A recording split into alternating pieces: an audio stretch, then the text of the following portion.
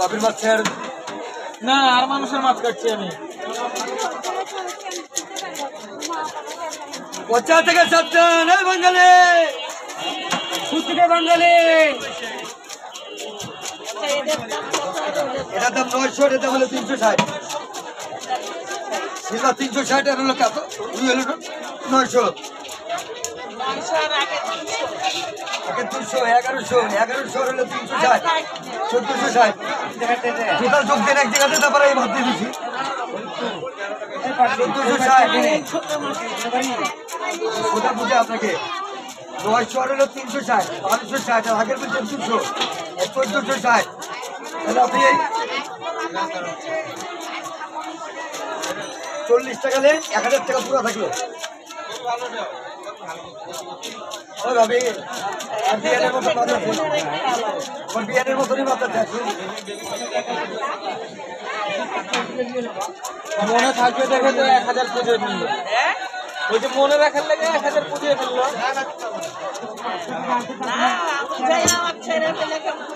আবার বলতে হবে না, আল্লাহ দিলাম আগের থেকে বাপ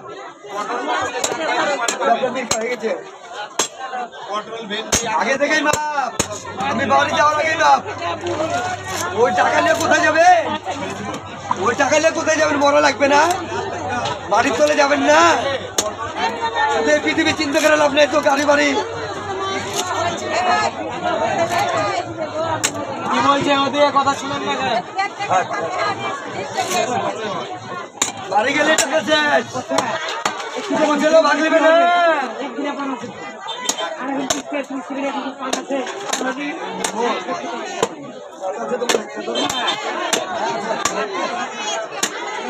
টাকা না তুমি নিয়ে চলে যাও, তোমার এত চিন্তা কে?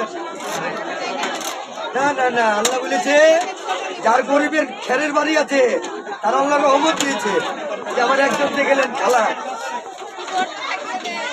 বড় নিয়ে যান, ছোট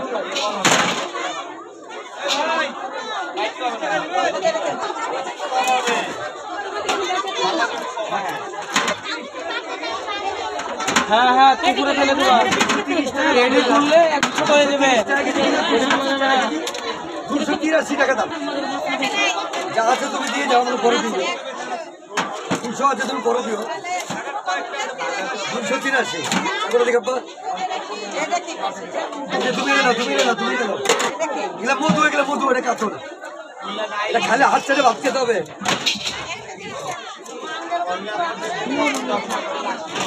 তোমারটা 308 টাকা দাম। ওই পানির মধ্যে রাখেন। 300 টাকা দাম, 8 টাকা দিতে হবে না।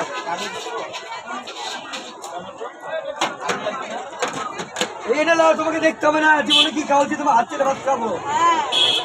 তারপরে কোটা লিবা, কোটা লিবা বেলা তুমি মেরে যাও তো বাবা, মেরে যাও। আপা কি মাছ নেবে দেখেন।